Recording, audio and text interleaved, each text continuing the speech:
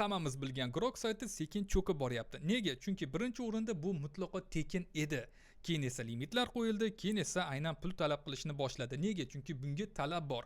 Ya'ni Grok sayti o'sishni boshladi va alohida bunga moliyaviy aynan siz hissangizni qo'shishingiz kerak. Agar buni to'g'ri ishlatmoqchi bo'lsangiz. Grok haqiqatan ham oson, lekin limitlarni hisobiga va pulini hisobiga hozirgi vaqtda O'zbekiston darajasida ishlatish sal qiyin bo'ldi va bugungi videorolikda men naq 3 ta bepul sun'iy intellektni sizlar bilan bo'lishaman. Salom sun'iy intellekt va dizaynga qiziqadiganlar. Demak, birinchi sun'iy intellekt bu aynan xitoyliklar tomonidan ishlab chiqarilgan Qinchan Hainui deb aytsam ishonmang, chunki men xitoy tilini bilmayman, lekin biz ingliz tiliga o'tkazib aynan bu sun'iy intellektni bilib olishimiz mumkin. Nomi nimaligini Hainai deb nomlanadi, agar to'g'ri talaffuz qilgan bo'lsam albatta, va biz ro'yxatdan o'tamiz. Ro'yxatdan o'tish juda oson. WeChat Xitoyda, Tam Koreyada juda zo'r aynan ommalashgan. Biz esa xohlasak WeChatdan, xohlasak aynan Gmaildan o'tib olishimiz mumkin. Demak, ro'yxatdan o'tganingizdan keyin siz asosiy oynaga qaytasiz va bir narsani eslatib o'tmoqchiman. Tekin bo'lgani uchun juda ko'p kishi ro'yxatdan o'tyapti. Serverlar hozir sekin ishlayapti va sal vaqt olishi mumkin. Endi tekinda nima deymiz? Demak, biz asosiy oynadan multimodul aynan oynasiga o'tamiz va bu yerda 7 ta bizga alohida model beriladi. Keling, aynan 3 tasiga to'xtalib o'taman. Agar video sizlarga yoqsa, qolgan modellarni ham tushuntirib beraman.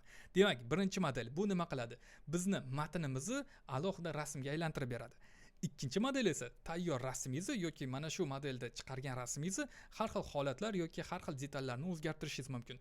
Va alohida uchinchi model bu video model, ya'ni sizni rasmingizni alohida videoga aylantirib beradi. Bu ham mutlaqo tekin. Demak, biz birinchi modelni tanlaymiz va bu yerda matn yozishimiz kerak, ya'ni prompt. Prompt yozish juda oson va eng oson promptni yozamiz. Demak, menga sohil bo'yida chaykalar kerak va chaykalar o'zbek tilida to'g'risini aytsam bilmayman nima bo'ladi. Kommentariyaga yozib qo'yasiz va aynan biz promptimizni yuboramiz. Va bu yerda mana hozir promptimizni hazm qilish jarayoni ketyapti. E'tibor qaratsangiz 6 sekundda bizga javob qaytardi, ya'ni bizni promptimizni hazm qildi va bu yerda xatolik bor. Men promptda aytgan edim, 3 ta chayka sohil bo'yida qolsin, 2 tasi osmonda uchib turgan bo'lsin dedim, lekin umumiy holatda juda yaxshi. Ya'ni sizga rasm tayyor, xohlagan narsangiz va mutlaqo tekin.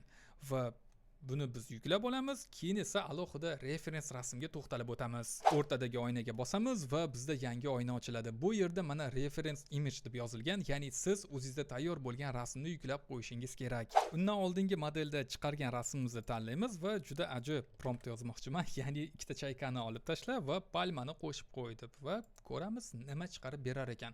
Bilasizmi, bu tekin bo'lgani uchun men qiyin promptlar yozganim yo'q va promptda juda ko'p kishi xato qiladi, ya'ni qanday yozish kerak, nima qilish kerak va e'tibor qaratsangiz mana deyarli yana 6 sekund o'yladi va hozir aynan rasmni generatsiya qilish jarayonida. Lekin men prompt haqida sizga kichik bir ma'lumot bermoqchiman. Eng katta muammolardan biri sun'iy intellektga nima xohlab turganingizni tushuntira olmasligingiz.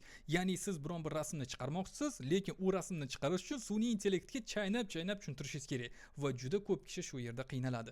Meni Meta AI degan yopiq Telegram kanalim bor. U yerda hozir 220 bitta o'quvchi bo'ldi va alohida prompt haqida video dars chiqarganman. Ya'ni 9 ta punktdan iborat bo'lgan aynan kuchli algoritm. Siz bu yerda sun'iy intellektga nima xohlab turganingizni 100% tushuntira olasiz. Ya'ni qanday rasm chiqarmoqchisiz, uni qayerga e'tibor berish kerak, qanday qilib to'g'rilash kerak. Ya'ni bu yerda maqsadli promptdan tortib uslub, kompozitsiya, kameralargacha tushuntirib berganman. Yuqorida aytganimdek, men ikkita chaykani olib tashlab va palmani qo'shib qo'y degan edim va e'tibor qaratsangiz mana juda yaxshi, juda zo'r natija. Biz esa endi aynan mana shu rasmni animatsiya qilib ko'ramiz. Bu ham mutlaqo tekin. Biz esa aynan 3-oynaga bosamiz va yangi oyna ochiladi. Yangi oynada e'tibor qaratsangiz modelning nomi va aynan sifat.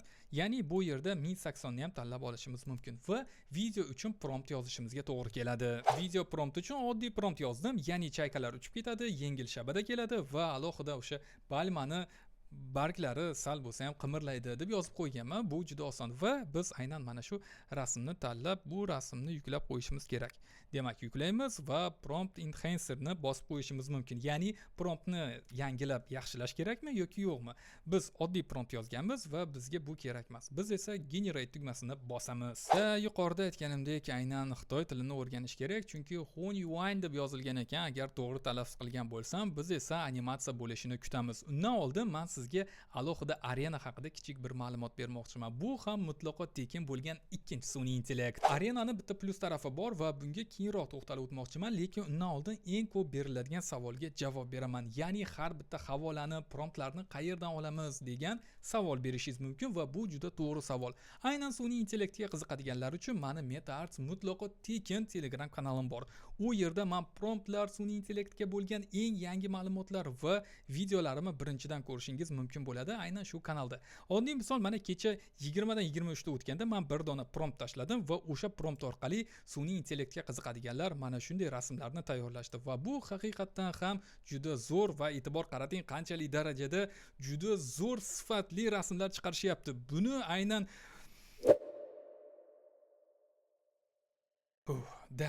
aynan mana shu kanalga obuna bo'lishni unutmang, chunki bu yerda mutlaqo tekin, qimmatli va kerakli bo'lgan sun'iy intellektlarga barcha ma'lumotlar bo'ladi. Arenani plus taraflaridan biri siz modelni tanlab olishingiz mumkin. Ya'ni Battle degan modeli bor. Bu yerda siz ikkita sun'iy intellektni bir-biri bilan solishtirishingiz mumkin.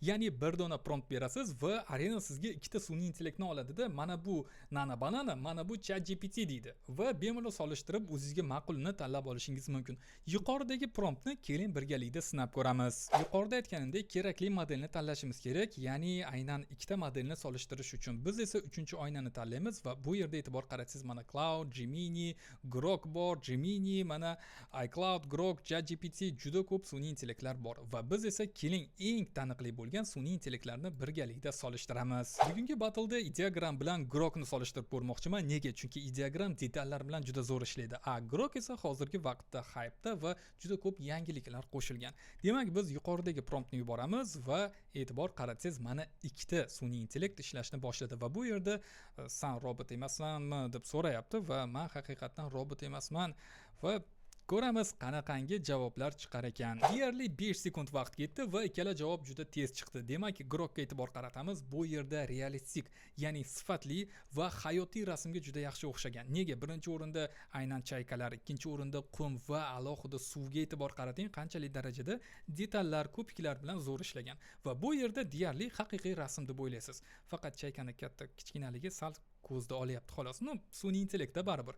Endi esa aynan Ideogramga e'tibor qaratsangiz, bu yerda sun'iy intellekt plastik sal bo'lsa ham mana bu joylarda bilinib qolgan va lekin promptlar bilan ishlashda deyarli bir xil tushungan, ya'ni ikkita chayka tepada va 3 ta chayka pastda. Meni o'ylashim bo'yicha Grok bu yerda yutdi. Endi esa biz ikkinchi boshqa battleni ko'ramiz. Demak, Google bilan Flux, ya'ni juda yaxshi sun'iy intellektlardan biri va bu yerda ham aynan sifatni ko'ramiz. Demak, biz promptni yuborganimizdan keyin yana robot emasmisan deb so'rayapti. Yo'q, men robot emasman va menga tezroq natijani ko'rsat deb javob berish kerak o'zi aslida. Va ko'ramiz nima chiqar ekan. Demak, e'tibor qaratsangiz, bu yerda Flux yutdi. Nega? Chunki prompt juda to'g'ri bajarilgan, lekin bu yerda ham suvda sal bo'lsa ham bilinib qolgan mana bu chaykani turishida va detallar kam, ya'ni realistik emas. Lekin aynan Google taraflama berilgan promptda juda katta xatoliklar va bir xil copy paste bo'lgan chaykalar va mana shunday qilib bir-birini bemalol solishtirib olishingiz mumkin va bu Arenani plus taraflaridan biri, menga yoqadigan aynan sun'iy intellektlardan biri bo'ldi. CG Dream bu 3-chi sun'iy intellekt va bu haqiqatan ham yaxshi sun'iy intellektlardan biri. Nega? Birinchi o'rinda biron bir saytni ichiga kirsangiz, sun'iy intellekt bilan bog'liq bo'lgan alohida saytni ichida tayyorlangan rasmni promptlari bilan chiqarib bersa, alohida qarsaklar cholish kerak, chunki bu juda oson. Siz har bitta detalni ko'rib olishingiz mumkin promptni o'zini.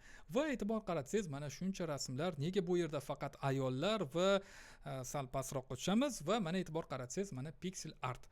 Demak, tayyor bu yerda prompt bor. Mana bu joyga bossangiz, prompt kopировать bo'ladi. Siz bemalol chiqarib olishingiz mumkin bo'ladi xohlagan yo'nalishni. Va demak, keling birgalikda ko'rib chiqamiz. Demak, endi esa biz rasmni chiqarishimiz kerak. Bu yerda biz T knopkasini bosib qo'yamiz. Nega? Chunki tekstni biz rasmga o'zgartirishimiz kerak. Demak, bosganimizdan keyin bu yerda sal noqulay qilib qo'yishibdi. Har doim chap tarafda bo'lardi, bu safar o'ng tarafda. Ya'ni o'lchov belgilar nechta chiqish kerak va bu yerda mana har bitta nastroyka, ya'ni sozlamalarni ko'rib olishingiz mumkin. Ya'ni yuqoridagi biz promptni olamiz o'sha chaykalar bilan va generate'ni bosamiz. Generate'ni bosganimizda bu yerda mana rasm chiqish jarayonida va premium sotib ol deyapti. Har doimgidek tekin bo'lgandan keyin sizga pulligini taklif qiladi. Juda ko'p sun'iy intellekt. Aytgancha, men Telegram kanalimda juda kerakli ma'lumotlar bilan bo'lishaman va bugun aynan shu videorolik chiqqandan keyin audio xabar yuboraman.